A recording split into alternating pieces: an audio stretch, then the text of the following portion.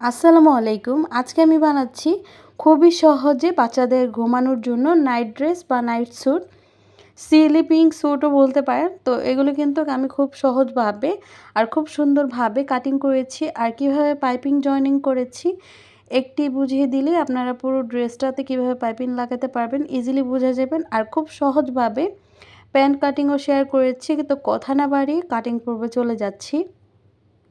এখানে আমি চেক কাপড় ব্যবহার করেছি। কতটুকু কাপড় লেগেছে সেটা আমাকে কমেন্ট করে জানিয়ে দিবেন আপনি কত বয়সের বাচ্চাদের জন্য তৈরি করছেন। ৪ পাট কাপড় নিয়েছি, জামাটার লং দিচ্ছি আমরা এখানে ২.৫ ইঞ্চি। পাশে নিয়েছি আমরা ৫ ইঞ্চি, ১/২ ইঞ্চি নিচ্ছি বাইরে আমরা এক্সট্রা এবং ৯ ইঞ্চি নিচ্ছি আমরা বডি মেজারমেন্ট। তো ৯ ইঞ্চি নেওয়ার কারণে এখন আমরা যে হিপ, কাঁধের অংশ এবং গলার অংশ নিচ্ছি ৭.৫ ইঞ্চি। যেহেতু আমাদের সামনে থেকে বেল্ট যাবে ভাঙা, তো সেই জন্য হাতের আর্মহোলের জন্য নিচ্ছে আমরা এখানে ৬ ইঞ্চি পরিমাণ। এখন যে হিপ বডি মেজারমেন্ট অনুযায়ী সব কিছু মেজারমেন্ট করে রেখেছি, তো প্রত্যেকটা দাগ দিয়ে রেখেছি। গলার জন্য নিচ্ছে আমরা এখানে কিন্তু ২.৫ ইঞ্চি, এভাবে ৪ ইঞ্চি ধরে আমরা যেহেতু ওখান থেকে ১.৫ ইঞ্চির মতো ভাঁজ দিয়ে নিব, তো সেই জন্য তো ২ ইঞ্চি কিন্তু এখন আমরা ভিতরের দিকে ফোল্ড করে নিয়েছি। তারপর কিন্তু আপনারা চাইলে এভাবেও কাটিংটা করে নিতে পারেন। তো কাটিং করার সময় হাতার সাইড থেকে আমরা একটু ডাউন করে রেখেছি। আর পিছন পার্টের গলাটা যেহেতু আমাদের কাটিং করাটা প্রয়োজন নেই, তো সেই জন্য এখানে আমি গলার জন্য ৩ ইঞ্চি করে আমি কাটিং করে নিচ্ছি। তো এভাবে রাউন্ড করে আমরা কাটিং করে নিচ্ছি। আর সামনের দিক থেকে ১ ইঞ্চির মতো আমরা এভাবে দাগ দিয়ে দিচ্ছি, যাতে আমাদের কাটিং করার সময় আমরা এটাকে ভিতরের দিকে যেহেতু ভাঁজটা নিয়ে নিয়েছি, তো সেটা যাতে কোনো হেরফের না হয় সে কারণে একটি ছোট্ট করে কাট দিয়ে রেখেছি। এখান থেকে আমাদের যেই এক কালারের কাপড়টা মানে কালো কাপড়টা পাইপিং হিসাবে জয়েনিং হবে। তো ব্যাক পার্টের গলা কিন্তু আমি কোনো কাটিং করিনি। এখন আমাদের কাজ হচ্ছে হাতার অংশ। হাতার কাপড়টা আমি ৪ পার্ট করে নিয়েছি। তো ৪ পার্ট করে নেওয়ার পর এখানে ৬ ইঞ্চি লংয়ে আমি যে হাতাটা সেটা কাটিং করব। তো সেজন্য এখানে আমি চারোদিক থেকে ঘুরিয়ে ঘুরিয়ে কিন্তু 6 ইঞ্চি বা ৬ ইঞ্চি যেটাই বলুন না কেন আমি এখানে কিন্তু দাগ দিয়ে নিচ্ছি। যে হাতার হিপ সেটা নিচ্ছে আমরা এখানে ৩ ইঞ্চি পরিমাণ। তো সেইখান থেকে কিন্তু ৪ ইঞ্চিতে পর্যন্ত আমরা এভাবে ঢেউ দিয়েছি, ৩ ইঞ্চিতে কাটিং করেছি। তো এভাবে কর্নারে একটি দাগ দিয়ে রাখছি, যাতে আমাদের হাতার যে কাঁধের অংশ থেকে জয়েনিংটা করার সময় ২ সাইডে সেম কাপড় থাকে। সালোয়ারটা কাটিং করার জন্য আমরা এখানে ২৭ ইঞ্চি নিচ্ছি, পাশে নিচ্ছি ১০ ইঞ্চি পরিমাণ। এখানে ৪টে পার্ট কাপড় নিয়েছি। তো এভাবে ধরলে ২ পার্ট নেওয়ার পর তারপর এভাবে ভাঁজ দিয়ে আমি ৪টা পার্ট করে নিয়েছি। আর আমি এখানে ২.৫ হাত বহরের কাপড় ব্যবহার করছি। তো সালোয়ারের যে উপরের বেল্টের জন্য আমরা এখানে ২ ইঞ্চি এক্সট্রা নিচ্ছি। বেল্টের অংশ সহকারে ধরে আমরা হিপ বা হাইয়ের মেজারমেন্ট নিচ্ছি ১৪ ইঞ্চি। তো ১৪ ইঞ্চি থেকে আমরা এভাবে বক্স করে নেব ২ ইঞ্চি করে। ২ ইঞ্চিতে আমরা একদম মাজা পর্যন্ত এভাবে বক্স দিয়ে দাগ দিয়ে নিচ্ছি। তো এখান থেকে আমরা হালকা রাউন্ড করে নিচ্ছি। তো রাউন্ড করা কমপ্লিট হইলে এখন আমরা সালোয়ারের যে লং লুজ ফিটিংয়ের অংশ সেটা নিচ্ছি ৬ ইঞ্চি। আর ফিটিংয়ের অংশ রাখবো আমরা ৫ ইঞ্চি। এভাবে আমরা আরমোল থেকে লাগিয়ে নিয়েছি একদম পায়ের যে দাগটা পর্যন্ত। নিচ থেকেও আমরা ২ ইঞ্চি এভাবে বেল্টের জন্যই নিচ্ছি। আপনারা চাইলে বেল্টের মেজারমেন্টটা বাদ দিয়ে কিন্তু আপনারা সালোয়ারের মেজারমেন্টও ধরতে পারেন। পরবর্তীতে ওয়াশ করার পর শর্ট হয়ে যাওয়ার সম্ভাবনা থাকে। প্রত্যেকটা দাগ অনুযায়ী আমি এখন কাটিং করে নিব। সবসময় ২-৩ ইঞ্চি বেশি রাখবেন। আমি বডিতে পাইপিং লাগিয়ে নিয়েছি। তো এটা আমি কীভাবে লাগিয়েছি, আমি কলারটাতে লাগাবো কীভাবে, তো সেটা দেখলেই কিন্তু আপনারা ইজিলি বুঝে যাবেন আমি কীভাবে যে কলারের জন্য পাইপিংটা তৈরি করেছি। এখানে কাঁধের অংশগুলোকে আমি জয়েনিং করে নিচ্ছি। কাঁধের অংশ জয়েনিং করার সময় অবশ্যই খেয়াল রাখবেন, দেখতেই পাচ্ছেন আবার ডাবল সেলাই দিয়ে আটকে দিচ্ছি।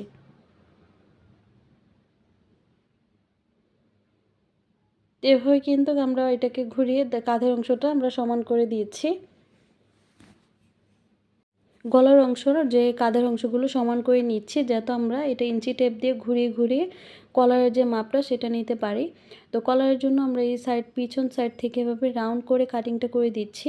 আর ব্যাক পার্টে আমরা ছোট্ট করে একটি মাঝখান বরাবর একটি কাট দিয়ে রেখেছি, যাতে আমাদের মাঝখান থেকে কলারটা অ্যাড করাতে পারি।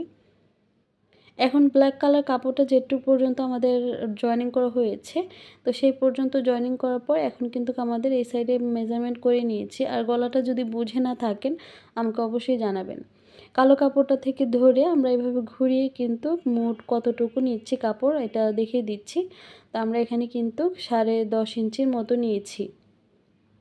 তো 10 ইঞ্চি কাপড় আমরা এখানে কিন্তু 2 পার্ট করে ভাঁজ করে নিয়েছি। এখানে আমি 2টা পার্ট নিয়েছি। বুকের পার্টও কিন্তু আমরা সেম, শুধু একটি প্রিন্টেড এবং একটি এক কালারের জয়েনিং করেছি। তো সেইজন্য সেটা কিন্তু জয়েনিং করার সময় আমাদের কিন্তু সেমই লেগেছে। এখানে আমি 12 ইঞ্চি কাপড় নিচ্ছি 2 ভাঁজ করে, যেহেতু সেলাইয়ের ভিতরের অংশ কিন্তু আমাদের 2 ইঞ্চি করে চলে যাবে। সেলাইয়ের অংশের মার্জিন কিন্তু আমরা সাইড থেকে রেখে দিচ্ছি। এই যে ছোট্ট করে একটি কাট দিয়ে রাখছি যাতে আমাদের কলার শেপ হয়। এক সাইড থেকে একটু বেশি কাপড় কেটে নিয়েছি, মাঝ বরাবর একটি চিহ্ন দিয়ে রেখেছি। এই যে এখন আমরা একটি কাপড়ের ভিতরে কালো কাপড়টা রেখে কিন্তু আরেকটু উপর থেকে দিয়ে এভাবে ফিনিশিং সেলাইটা দিয়ে দিচ্ছি।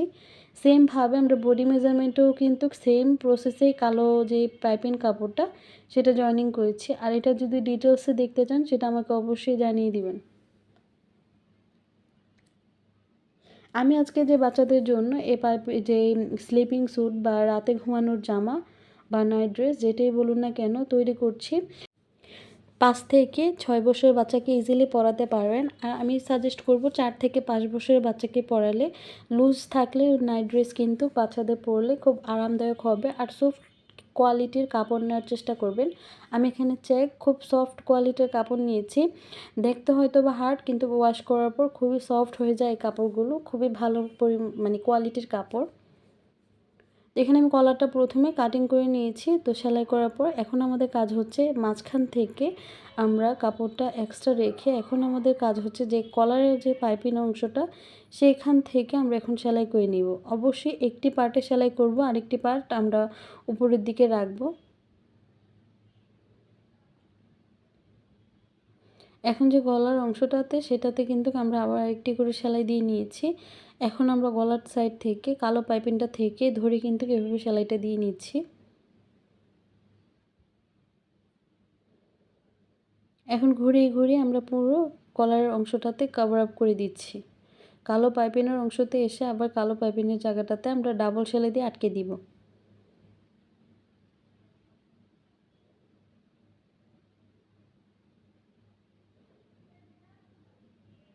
এখানে ডাবল সেলাই দিয়ে দিচ্ছি, খুব ভালোভাবে সেলাইটা দিয়ে নিয়েছি। এখন আমাদের কাজ হচ্ছে যে সেলাইয়ের অংশটা সেটা আমরা উপরের কলারের অংশটা যেটা ফাঁকা অংশ রেখেছি সেটার ভিতরে এন্ড করিয়ে দিব। এই সেটটা খুবই সাবধানের সাথে করবেন যাতে কোনো এক্সট্রা কাপড় বের হয়ে না থাকে। এই যে কলারের ভিতরে কিন্তু আমরা এন্ড করে নিয়েছি যে সেলাইয়ের বাড়তি কাপড়গুলো। তো সেমভাবে আমরা পুরোটা কলারে কিন্তু কভার আপ করে নিয়েছি।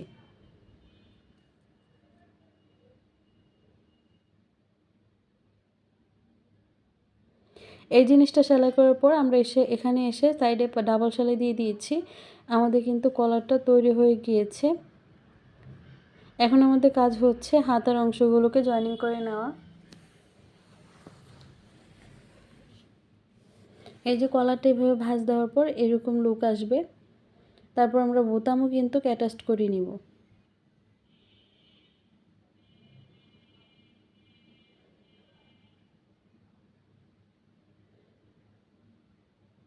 এখন আমাদের কাজ হচ্ছে হাতার কাপড়টা জয়েনিং করে নিব। তার আগে আপনাদেরকে ভালোভাবে কলারটা দেখিয়ে দিয়েছি।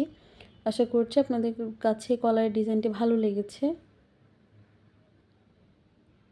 হাতাটা সেলাই করার জন্য হাতার নিচ থেকে আমি 1/2 ইঞ্চির মতো কাপড়টা ভাঁজ দিয়ে এভাবে সেলাই করে নিচ্ছি। আপনারা চাইলে ভিতরের দিকে কাপড়টা ফোল্ড করে তারপর কিন্তু সেলাইটা করে নিতে পারেন। এখন আমরা হাতার আর্মহোল সাইড থেকে ধরে এভাবে কাঁধের অংশ পর্যন্ত এনে এভাবে সেলাই করে নিব। তো দুইটা হাতেই আমি সেমভাবে জয়েনিং করব, এটাতে কিন্তু কোনো কুচি হবে না।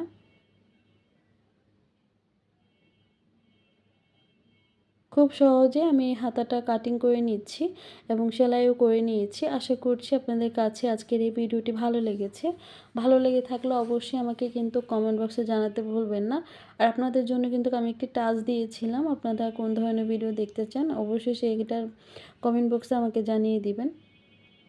হাতাগুলো জয়েনিং করার পর এখন আমরা হাতার সাইড থেকে বডি মেজারমেন্ট অনুযায়ী এখানে লুজ থাকুক বা ফিটিং থাকুক কোনো ব্যাপার না, আমরা এখানে কিন্তু একদম বডি মেজারমেন্ট সাইড থেকে সেলাইটা দিয়ে নিয়েছি। সেমভাবে আরেকটি হাতাও আমরা সেলাই করে নিয়েছি। সেলাই করার পর এখন আমরা দামানের পোর্শন মানে মাজার সাইডের যে কাপড় দিব আমরা সেটা ভাঁজ দিয়ে সেলাইটা করে নিব। ভিতরের দিকে কাপড়টাকে ফোল্ড করে তারপর আমরা সেলাইটা দিয়ে নিচ্ছি। এই কাপড়টা ভিতরের দিকে ফোল্ড করার সময় অবশ্যই সাবধানের সাথে দিবেন, যেহেতু এই কাপড়টা বায়াজ কাটা হবে, তো সেই কারণে কিন্তু এভাবে একটু কষ্ট হতে পারে। তারপর সেলাই করার পর জামাটার লুকটা মাশাআল্লাহ অনেক সুন্দর আসবে।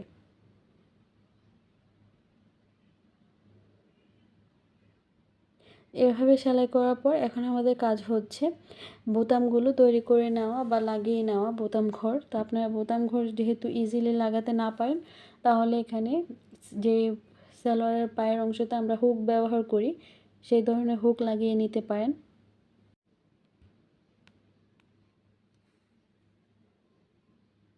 এখন দুই সাইড সমান করার পর এখন আমাদের কলারের দিকটা ঠিক করে নিয়েছি। এই হচ্ছে আমাদের পুরো ফতুয়াটার বা উপরের টপটার যে ডিজাইনটা সেটা। তো আপনাদের সাথে এখন প্যান্ট সেলাইটা শেয়ার করছি। তো সেলাইটা শেয়ার করার জন্য আমাদের প্রথম কাজ হচ্ছে যে সালোয়ার মেজারমেন্ট অনুযায়ী আমরা যেহেতু কাটিং করে নিয়েছি, এখন আমাদের সালোয়ারের হাইটা আমরা একসাথে রেখে সেলাইটা আটকে দিব। তো সেলাইটা দেওয়ার সময় অবশ্যই খেয়াল রাখবেন ভাঁজ দিক এবং উল্টো দিক ভাঁজ দিকগুলো যাতে ভেতরের দিকে থাকে এবং উল্টো পাশগুলো যাতে এভাবে বাইরের দিকে থাকে। তো সেমভাবে দুইটি হাইয়ের দিক আমরা লাগিয়ে নিচ্ছি।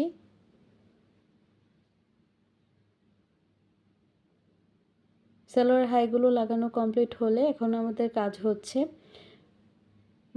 যে পায়ের নিচের অংশটা সেটা আমরা এখানে ভাঁজ দিয়ে কিন্তু ভিতরের দিকে দিয়ে দিয়েছি। 1/2 ইঞ্চির মতো ভিতরের দিকে দেওয়ার পর প্রায় 1.5 ইঞ্চির মতো আমরা এভাবে কিন্তু নিয়েছি। তো নেওয়ার কারণে কিন্তু আমরা এখানে কিন্তু 2 ইঞ্চি কিন্তু কাপড় মেজারমেন্ট পেয়ে যাচ্ছি।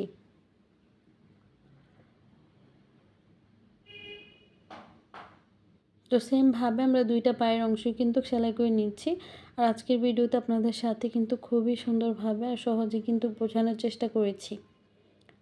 তো পায়ের অংশগুলোকে আমরা এখন একদম দামানের পোর্শন থেকে মানে পায়ের অংশ থেকে হাই পর্যন্ত আমরা সেলাই করে নিচ্ছি।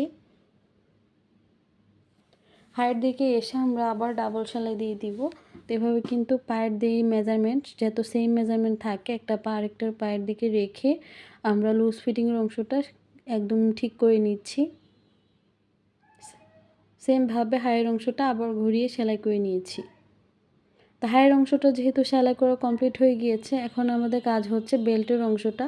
তো 2 ইঞ্চি কাপড় আমি ভাঁজ করে ভিতর দিকে 1/2 ইঞ্চি রেখেছি, 1.5 ইঞ্চি রেখেছি বেল্টের অংশে। এখন আমরা ডাবল সেলাই দিয়ে প্রথমে নিডেলটা বসিয়ে তারপর এভাবে পুরো মাজাতে ঘুরিয়ে ঘুরিয়ে সেলাই দিয়ে দিচ্ছি। এভাবে সেলাই দেওয়ার ক্ষেত্রে কিন্তু অবশ্যই খেয়াল রাখবেন যাতে আমাদের এক্সট্রা যে কাপড়টা সেটা যাতে ভিতরের দিকে এন্ড থাকে সমানভাবে। আর যাতে ইলাস্টিক জয়েনিং করলে ইলাস্টিকের জন্য নিচ থেকে অল্প একটু জায়গা রেখে ডাবল সেলাই দিয়ে সুতাটা কাটিং করে নেবেন। তো এই সালোয়ারটা কিন্তু খুবই সহজ আর খুবই ভালো লাগে বাচ্চাদের পরলে। একটু প্লাজো টাইপ সালোয়ার, যেহেতু ছোট বাচ্চাদের জন্য, তো খুব ইজিলি কিন্তু ওদের জন্য আরামদায়ক হয়। তো এই যে সালোয়ারটা কিন্তু আমাদের সেলাই করা কমপ্লিট হয়ে গিয়েছে। আমরা ইলাস্টিক রাবারটা লাগানোর পর তারপর আপনাদের সাথে ফাইনাল লুকটা শেয়ার করছি।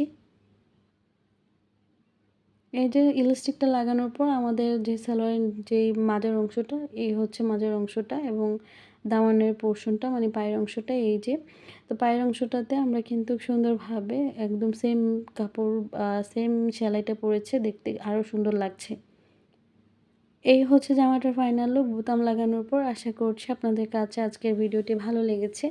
ভালো লেগে থাকলে অবশ্যই আমাকে ভিডিওটা জানিয়ে দিতে ভুলবেন না কমেন্ট বক্সে। আজকের মতো এখানে বিদায় নিব। আল্লাহ হাফেজ, আসসালামু আলাইকুম।